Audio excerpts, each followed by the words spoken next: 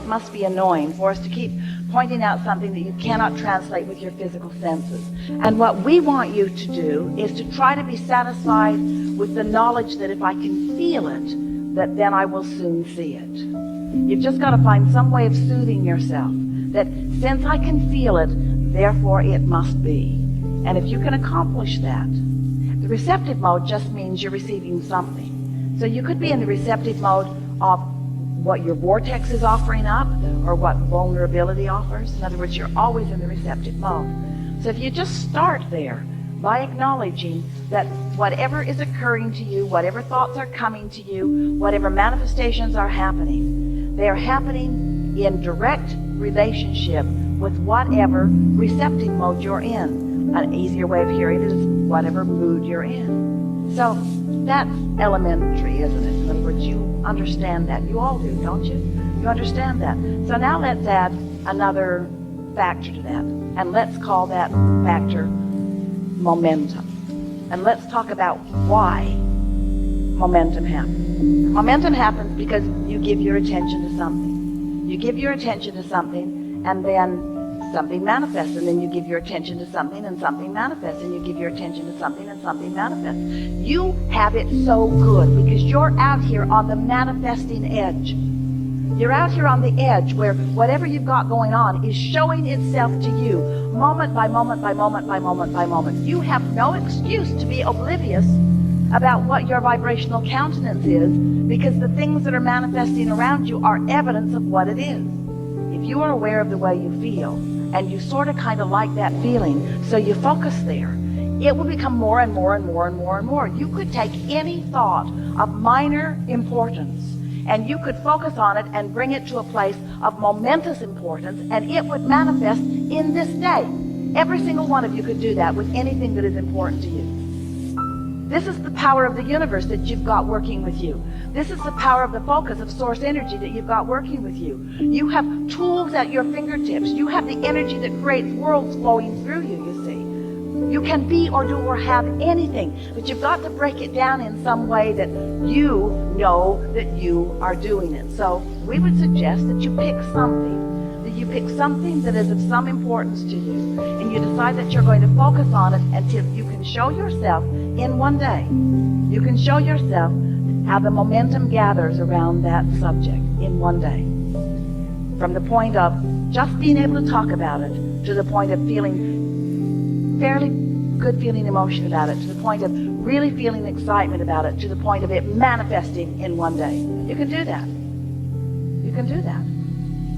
And you do it all the time. That's what's so funny about this conversation.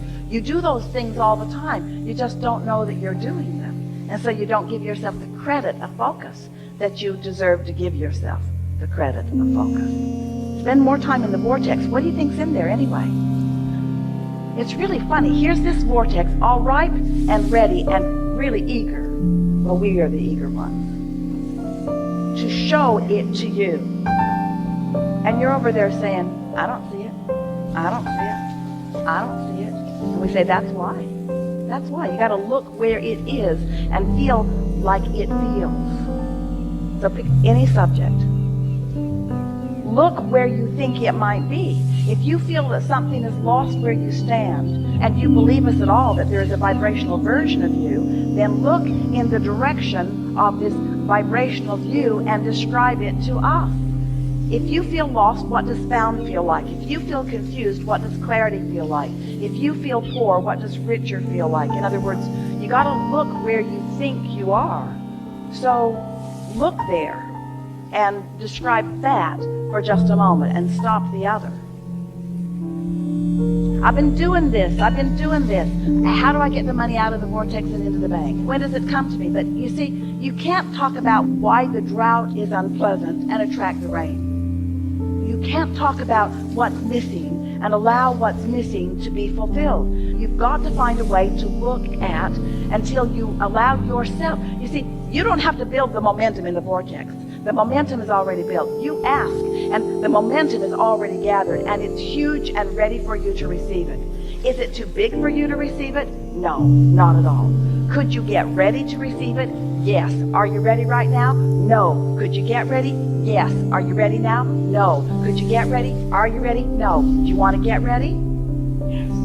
You want to get ready? So, do you believe that there is a vibrational version of things that you want? Yes. And do you think that you could find any words for them, or is it just a big, murky mess of a mist of little pieces of things that you've thrown into it?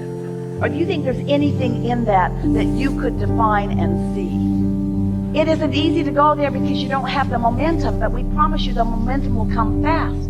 You see, it's easy to tell the other story because that momentum's there. It's easy to say all of those things, but it's not how it needs to be. What's in your vortex that you would like to define? We just want you to find some simple thing that's over there, like a state of clarity or any old thing. What's there that you want? What's there that's missing? What's found that you feel lost from? What's over there that isn't over here? What's over there that you want? What's over there? What's out there? What's up there? What is it that you want? What do you want that you don't have? Pick something that you feel close to. So when you say, I want cars, or I want everything, and you say, how? Just change that one question to why.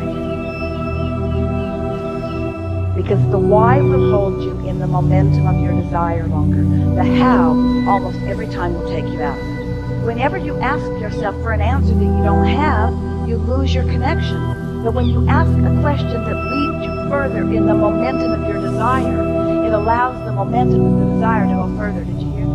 And So I got a dovetails with that a little bit, as in a question about interpretation, because I'm always focused on pre-manifestation awareness, as in what I'm thinking, what I'm feeling, so what's gonna come back if I go through this route. But I'm also always interested in post-manifestation awareness. But it's nice when they jive, isn't it? yeah. When you see something coming. Yeah. But sometimes something happens and you can interpret it as in a million ways. Like, I don't know, like I'm seeing a cat walking on the street and I'm like, oh shit, I must be alive because he's looking at me and winking at me or whatever. But it can be just whatever. It doesn't have to do anything with alignment or Well, not. here's the thing. Everything that comes into your vicinity is part of your point of attraction. And we know what you're getting at. In other words, how much of this is the response of my deliberate offering of vibration? And we want to say, let's just start with how much of this is in response to my vibration, and then how much of my vibration is deliberate. Because sometimes you're more deliberate than others, but that's why we were playing with our friend earlier today about the consideration that he was having for the woman who was sitting next to him. We want you to get it, that your vortex really is ready to pop at all times. So actually, very little that you are doing in this red hot moment is the reason that something comes into your experience. Just like when you plant the kernel of corn in the ground, you don't expect it to just pop up and be full of ears. You understand that there's a process. And so there's this deciding process and the planting process and the tending to process, and there's the natural gestation process, and there's the law of attraction in your own inner being and source energy focused upon it process. Things are always being presented, or you might say projected, or you could say revealed to you. Things are always being revealed to you. The big question is, are you in a state of realization of it? And the more you hold yourself in that state of being tuned in so that you are focused upon and feeling and aware of the dovetailing of you and you, the fullness of you and you, then you begin to feel that, not only the feeling that we're all in this together, but the importance of your point of view. The feeling of invincibility, what we mean by that is, I can do anything. say again? I can do anything. That's what it is for me. Not only I can do anything that I decide to do, but in this moment of time, the energy that creates worlds is pouring through me. And all that I've intended that is in my vortex is available to me. And that feeling of invincibility or eagerness or readiness is the feeling that allows you to receive the impulse or the words, you see. You see, to many in the world, someone doing what Esther's doing or what you're doing seems like something odd or something rare, but it should not be either. Because everyone is an extension of source energy. But if someone doesn't understand the process and hasn't paid attention to their own emotions and hasn't shown themselves bit by paying attention, brilliant you, to pre-manifestation and post-manifestation, and we tease our physical humans because you create your own reality, but most of you don't even have an awareness of the reality you've created until it shows up, and then you go, yikes, or yay. But when you are deliberately contouring your emotions by deliberately choosing your thoughts, when you get some measure of control over the knee-jerk reactions, and instead of having knee-jerk reactions, you are having deliberate thoughts about things, then that feeling of invincibility or that feeling of certainty, that feeling of I know who I am, that feeling of all is right in my world, that feeling of love for everyone, that ability to look into any composite of energy, which means one single human or a family or a nation or a world, that whatever you are choosing is your object of attention. When you are in true concert with who you really are, what you find when you look is something that you love. But you gotta train yourself into those satisfying feelings. Otherwise, you don't know what you're seeing. And if you're in that not always but mostly state of alignment, are you then automatically, that's step 5, right? That you're automatically choosing the interpretation of the post-manifestation as in positive? You see value in every single thing. When contrast happens, even if it hits you hard for a minute, you acknowledge its value because you know what it has launched. And you understand that it's what you came for.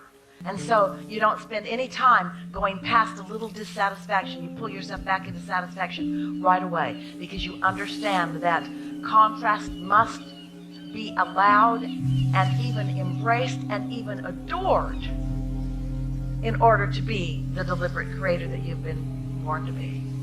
Otherwise, it would get so boring so fast. If you didn't have other people yanking your chain, pushing your buttons, making your life miserable. You didn't have others giving you reasons to focus. You would focus less.